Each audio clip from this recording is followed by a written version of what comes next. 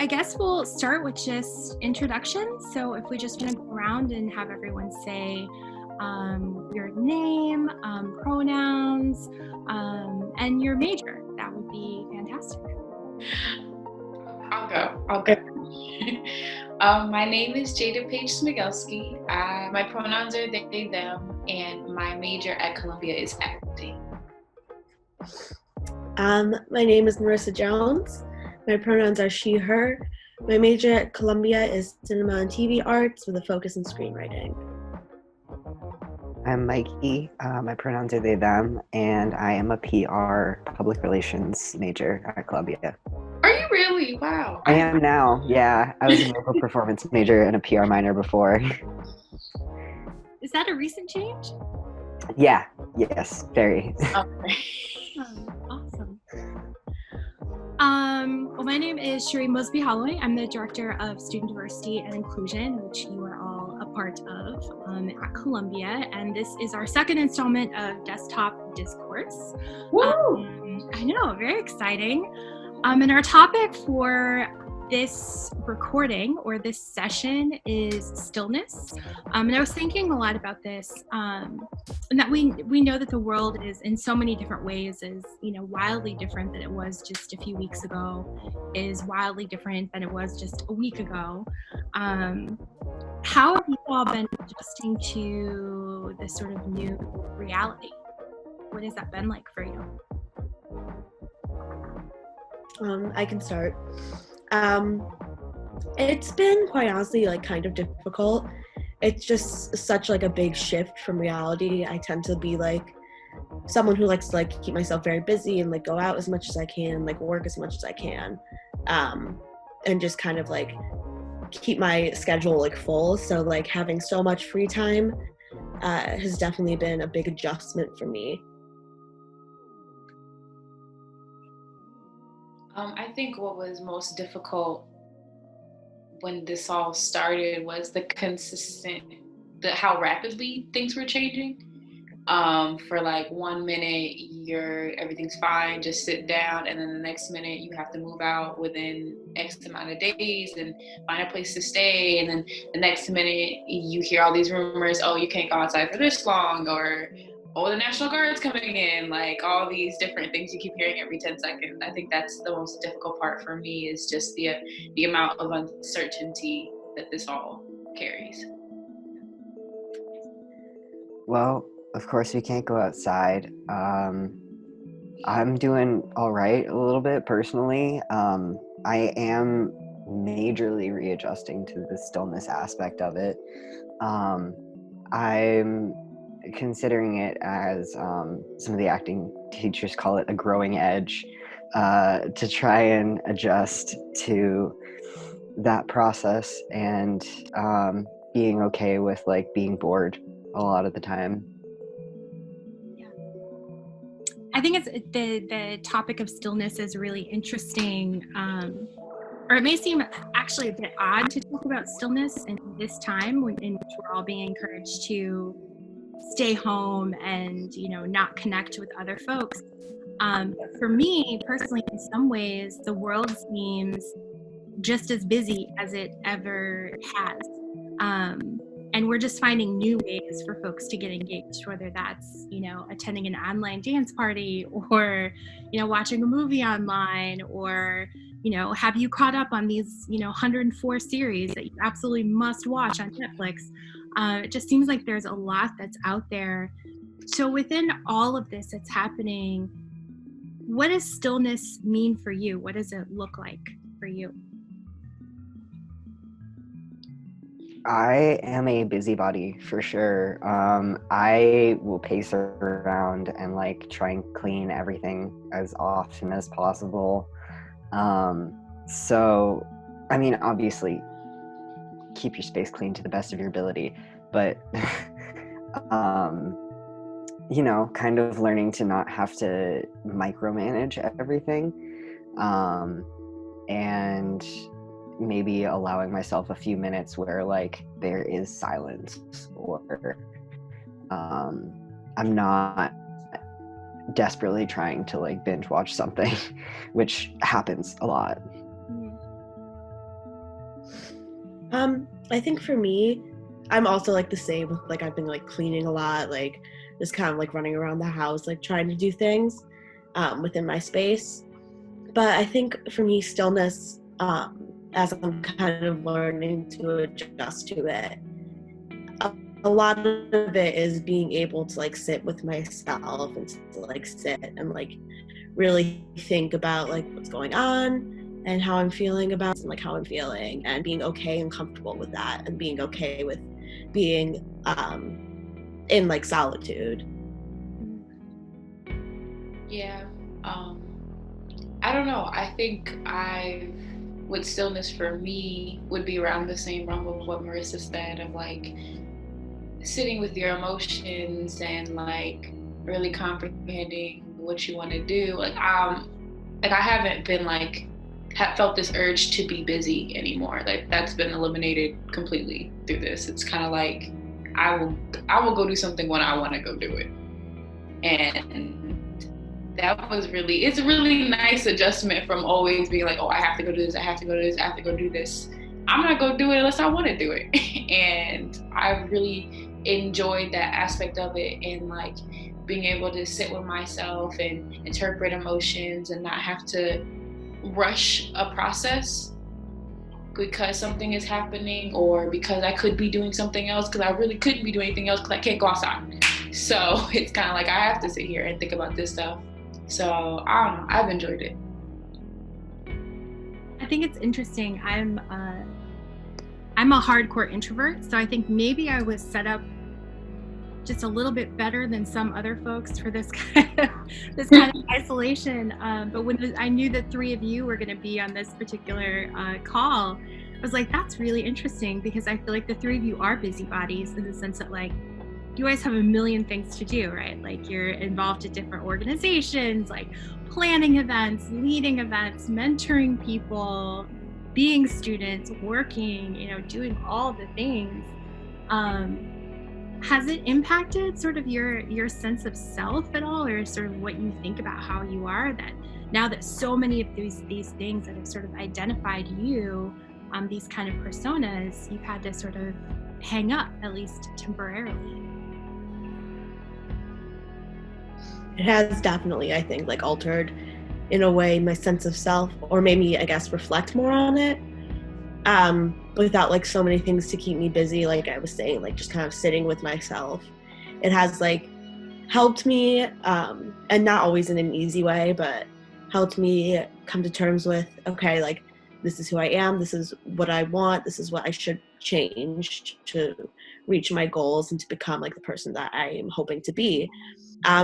So it has, in a way, been a big time of change. Even though there's not much going on outside of it, it has definitely changed my perspective on myself and on the world. I'm not gonna front. This has made me realize that some of the things I was so busy doing, I didn't actually enjoy doing them. Because I sat down and like, you miss little stuff. Like I really miss the red line, that dirty train. I miss it so much. But there are just certain Exactly things. the same, I promise. I was there yesterday. It's not I good. miss it so much. But there's like some other stuff where that the fact that you had to hold from doing it, it's like I don't miss doing that. And so kind of going into that, it made me think about why was I doing that in the first place then? What's missing from that? What's missing from me? Et cetera, et cetera. So.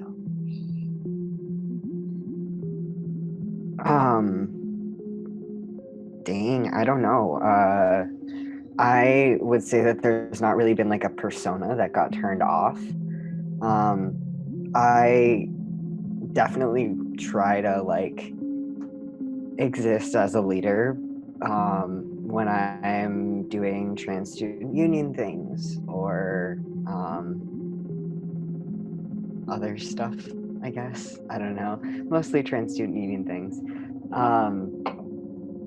But I think the, I guess, loosening of that structure kind of allowed for me to like make some more space for myself to exist outside of like the leader thing or the like organizer, the anything that you could put under that umbrella. Yeah, absolutely. But anyway, we were talking a little bit earlier about just there are so many different ways that I think folks are trying to maintain and build community. And I feel like there's a lot out there, like different things that you can do online. Have you been engaging in any like social media or online events, or have you been sort of distancing from that too? Like what has your sort of social life looked like? Honestly, I would say that my social life is one of the things that's changed the least. I see a lot of the same people a lot of the time. I spend a lot of my time with my partner, and that hasn't changed. If anything, it's just increased, which I enjoy. I mean,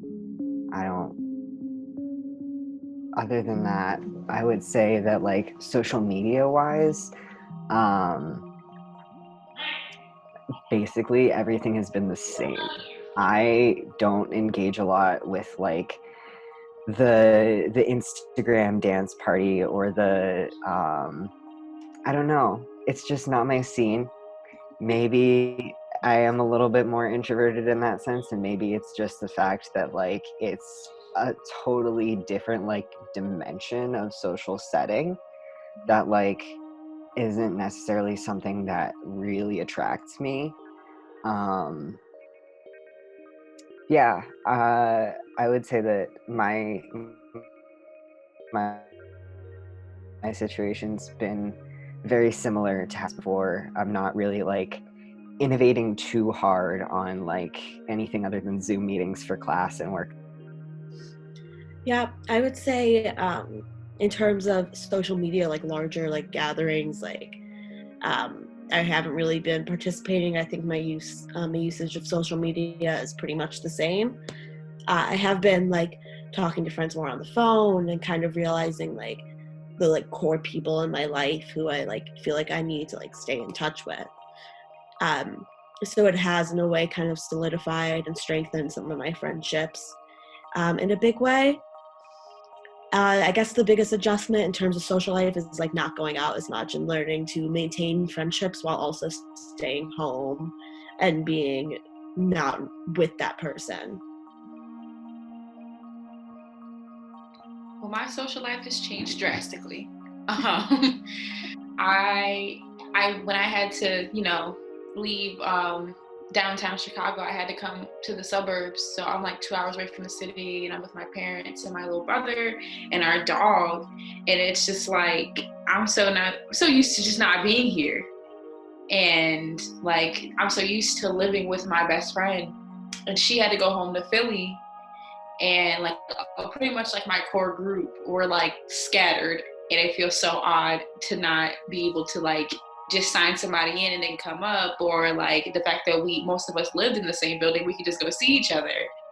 And it's very different. I got out of a relationship like right before everything hit the fan, so that's been really weird to like not even be within close proximity to them, or like just to go through a breakup within quarantine is like super weird. Like it's been really weird. Like the amount of emotions I've felt and the amount of emotions I've allowed myself to feel because I have nothing else to do but feel them is super interesting. It's been like a whole big thing. I've been on social media a lot more just because I'm like, what are y'all doing? At one point, it got so bad that I was just like clicking through Twitter every 10 seconds.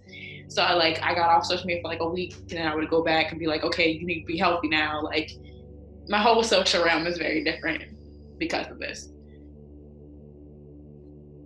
Yeah, I had in the sort of beginning of all of this, when we were first staying home, one of my sort of personal responses to anxiety is information gathering. And so if I'm feeling super anxious, I try to like get as much information as possible as to like what I'm feeling anxious about. Because if I have more information, like I can fix it or something. I don't know. Brain makes no sense, but that's how I deal with it.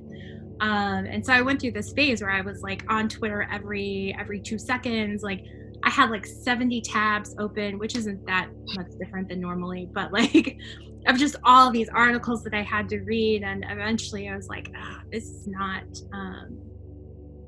is not a sustainable practice. And like I have to find a different way of sort of balancing my time, because so many of those other things that like were markers of changes in the day for me were taken away. Like I'm not getting up and going to work, I'm not commuting, I'm not like teaching, I'm not doing any of those things.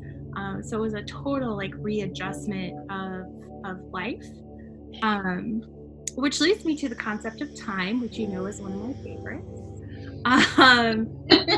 Like, time looks so different right now. Again, because of just so many of those things that many of us would do to like mark our time, and this is not the same for everyone. Like I recognize that so many folks that many of us are in a privileged position just to be able to stay home. That's not a reality for so many people. But for those of us that are, like, how have you been sort of managing your time or thinking about time now that like your classes are online, or you're not, working at SDI, in that traditional sense? What has time sort of looked like for you?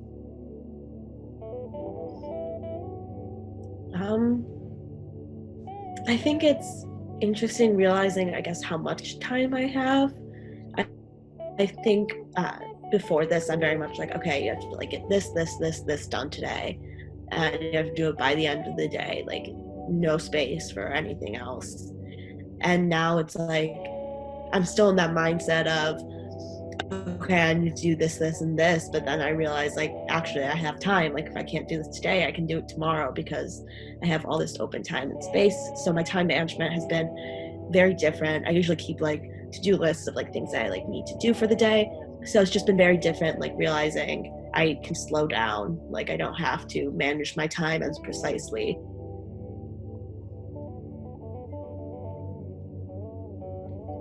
Time doesn't exist. Every day is Tuesday.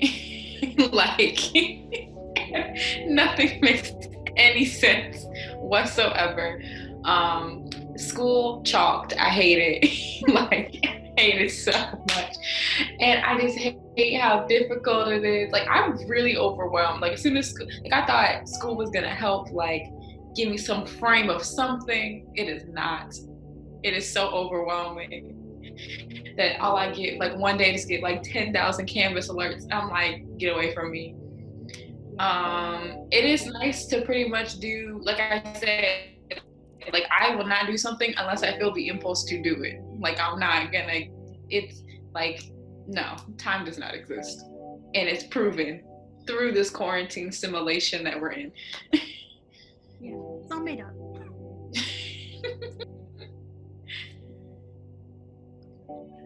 Yeah. Well, I don't know. I think it's really interesting. I've been thinking a lot about the concept of time, because what we think of as like the workday, right, is not to get too much into a history lesson, right, but it's very much tied to like child labor laws changing around the world, and capitalism, sort of the rise of industrialization and capitalism, is sort of how we ended up with this like 9 to 5 Monday through Friday kind of work day in the US. And I think it's been really interesting for me to watch folks try to like hold on to normalcy in whatever way that they can. Which is fine, whatever you have to do to survive, but it's very interesting. So I'm like, but it's not actually a thing. Like, you don't actually have to work 9 to 5. I don't know who decided that, but it's not real. It's totally made up. But I want to get back to this notion of like stillness. So I was talking to other folks about it as like, what does stillness mean to you? And they mentioned some of the same things that you all did. stillness being about solitude and being able to sit with yourself, be in silence, take rest when you need it, reflect when you need it. But there seems to be this notion that like stillness is something you do, that you have to like meditate, or you have to, take a yoga class, or you have to learn, right, how to reflect or whatever. But what does it actually kind of look like when you are able to sit with yourself, or when you're able to reflect? How do you do that? I'm a very black and white person, and trying to learn that stillness doesn't have to mean a lot of sleep is interesting, because usually like I will take up my free time by either like spending it with people. I try to be active in like doing anything, and like I may not leave my house a lot. Like I didn't leave my house a lot before this, but I still like spend a great deal of my time with other people, and like so trying to be still, or like learning stillness in this time, is like allowing myself to be bored, or allowing myself to sit with the fact that my partner and I don't have to be entertaining each other constantly, because like we have to live our lives. We are quarantined together, but that doesn't mean that we're like actively supposed to be spending time together. Yeah, so it's interesting. Yeah. I don't know, trying to not try.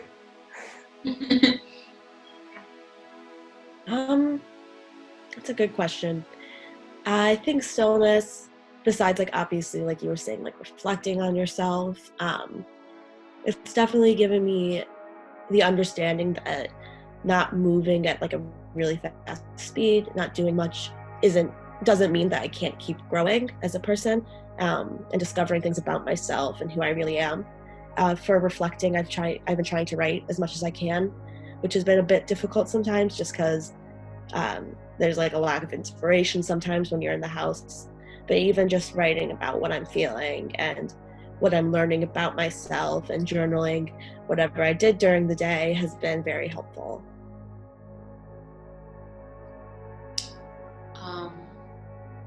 This concept of stillness is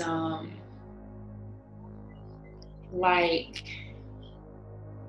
I think what I'm trying to say is that this would have happened to everybody at some point in their life, if it wasn't, even if this didn't happen. Like at some point, I think all of us would have to have this moment of stillness. And because of that, of it being it's almost like time, except for time's not real, but it's a concept. Like it's just like a concept in your head that everyone encounters with. And through that, I think it's gonna look different for everybody. And there is no right or wrong way to do stillness, to participate in stillness, and what you can learn from said stillness. If meditation's not for you, like Mikey just told me, like you like to be active. Like I do think there is a way to be still without you. It's not a physical thing. I think it's very like super internal, whether you want to say spiritual, if you that's a concept you like, or mental, or whatever that is. And I don't think it has anything to do with physical, but everything to do with metaphysical. And so yeah, like I think stillness is not like a cookie cutter situation. And for the first time in God knows how long, everybody gets to encounter this at the same time and actually focus on it, and there's no repercussions to it. So I think it's kind of like I always say, self-love is self-taught. And I think this is the same situation of stillness is self-taught. So when we move back to, I don't know if we'll move back to whatever normal was considered before. But are there anything that you kind of learned during this time about yourself, or ways of being, or ways of doing things that you want to carry on as a practice, when we're no longer social distancing, or when we're able to be, in groups larger than 5 people. Anything that you've sort of learned or done that you want to continue to practice in your life, kind of moving forward. One thing that I think has been actually really strange, remarkable, cool, I guess, is the fact that now, not instead of, but as well as the urge to like make myself do work, I'm starting to like let myself start things without like feeling like I have to finish, because I like have the time and the space to like take care of myself while I'm doing it, like take breaks, or I don't know, take breaks, just come back to it completely. I think I've just been learning a lot about like what the process of like doing work and like my relationship with work has been like, because of how much like absence of that there kind of almost has been, or the difference in like the shape of that, especially like being from home. Yeah. I think there's a whole other conversation around like work and productivity and what that means and what that has to look like. That might be a whole nother desktop discourse around that topic. I guess in kind of simple terms, I'm very much realizing the nature of change, because before things changed like so slowly, like you don't even really realize like when things change. But like this being such a drastic change is reminding me that like there isn't a normal to go back to, because this has changed everything. Like after this, the world is going to be completely different, even when things go back to what we consider to be normal. So just learning to be okay with that, and realizing that like in the future, maybe not anything like this, but there could be more drastic changes, and that's just how things are going to go, and carrying that mindset with me and learning to be okay with that. Yeah, and mine is very similar, of like the concept of change. That is something my mom always taught me, that the only thing constant in the world is change.